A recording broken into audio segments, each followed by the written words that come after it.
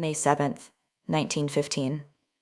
A luxury ocean liner carrying nearly 2,000 people was approaching the coast of Ireland. After almost a week at sea, many passengers believed the most dangerous part of their journey was behind them. Land was close, Liverpool was within reach. Then, at 2:10 in the afternoon, a German submarine fired a single torpedo. 18 minutes later, one of the world's most famous ships was gone. Nearly 1,200 people were dead. But what happened next would spark outrage around the world and leave historians debating a crucial question for more than a century. How could one torpedo destroy a ship this large, this quickly? This is the story of the Lusitania.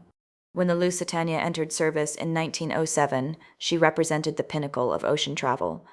Owned by the Cunard Line, the massive liner was among the fastest passenger ships ever built. She became famous on both sides of the Atlantic. Travelers crossed the ocean in luxurious surroundings. Grand dining rooms, elegant lounges, and richly furnished cabins made the ship a symbol of the golden age of travel. For years, the Lusitania helped shrink the distance between Europe and North America, but by 1915, the world had changed. The First World War was raging across Europe. Britain depended on ships to carry food, supplies, and passengers across the Atlantic. Germany, unable to challenge Britain's navy directly, increasingly relied on submarines. These underwater vessels, known as U-boats, introduced a new kind of danger to the sea. Even the largest ships were no longer beyond reach. On May 1, 1915, the Lusitania prepared to leave New York for Liverpool. Before departure, many passengers noticed something unusual. American newspapers carried a notice from the German embassy. The warning stated that travelers entering the waters around the British Isles did so at their own risk because Britain and Germany were at war. Some passengers discussed the warning, others dismissed it. The Lusitania was famous for her speed. Many believed a ship of her size and reputation had little to fear from submarines. More than 1,900 passengers and crew boarded the vessel. The voyage began. Days passed peacefully. Passengers attended meals, read newspapers, and enjoyed life aboard the ship. Yet hundreds of miles away, a German submarine was already hunting in the waters the Lusitania would soon enter. With every passing hour, the distance between ship and submarine grew smaller. By the afternoon of May 7th, the Lusitania was approaching the southern coast of Ireland. Captain Walter Schwieger of the German submarine U-20 had already sunk several vessels during his patrol. At approximately 2:10 p.m., he spotted the Lusitania through his periscope. The liner was enormous. From the German perspective, it was also a lawful wartime target. Schwieger ordered a single torpedo fired. The weapon raced toward the ship. Moments later, it struck the starboard side below the bridge. Passengers felt a powerful jolt. Many assumed the ship would survive. Then came something unexpected. A second explosion followed the torpedo impact. Witnesses later described it as larger and more violent than the first. To this day, historians continue to debate exactly what caused it. Some theories involve damage to the ship's internal systems. Others focus on cargo carried aboard the vessel. No single explanation has been universally accepted. What is certain is that the damage was catastrophic.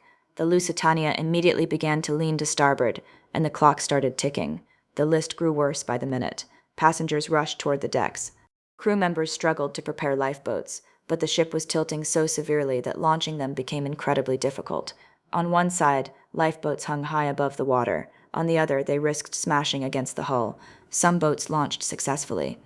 Others overturned or were damaged during the attempt. Families became separated in the confusion. People searched desperately for life jackets. Others simply tried to reach the open deck. Unlike the Titanic, where passengers had nearly 3 hours to react, those aboard the Lusitania had almost no time at all. Every minute mattered. The bow continued sinking lower. Water poured through the damaged vessel. The great liner was dying far faster than anyone expected. Only 18 minutes after the torpedo struck, the Lusitania slipped beneath the surface. The sea swallowed one of the most famous ships in the world. Of the nearly 2,000 people aboard, 1,198 lost their lives. Among them were 128 American citizens. Rescue vessels rushed toward the scene, but for many, help arrived too late. The waters off Ireland were left scattered with wreckage, lifeboats and survivors struggling to stay afloat. News of the sinking spread rapidly. Newspapers across Europe and North America published dramatic headlines. The deaths of so many civilians shocked the public. Particular attention focused on the Americans who had been aboard. Germany defended the attack. arguing that the ship was operating in a declared war zone and carrying cargo that included rifle cartridges and other war-related materials. Critics argued that a passenger liner carrying civilians should never have been targeted. The debate became international. The sinking did not immediately bring the United States into the war. America would remain neutral until 1917. Yet the disaster profoundly shaped public opinion and became one of the most powerful symbols of the dangers of submarine warfare. More than a century later, the wreck of the Lusitania still rests on the seabed off the coast of Ireland. The ship's final voyage lasted only a few days. Its sinking lasted only 18 minutes. But those 18 minutes changed far more than the fate of a single ship. They became part of a story that helped shape the course of the 20th century. I'm Penny, and this has been another journey through time. Until next time, every place has a story, and every year has a secret.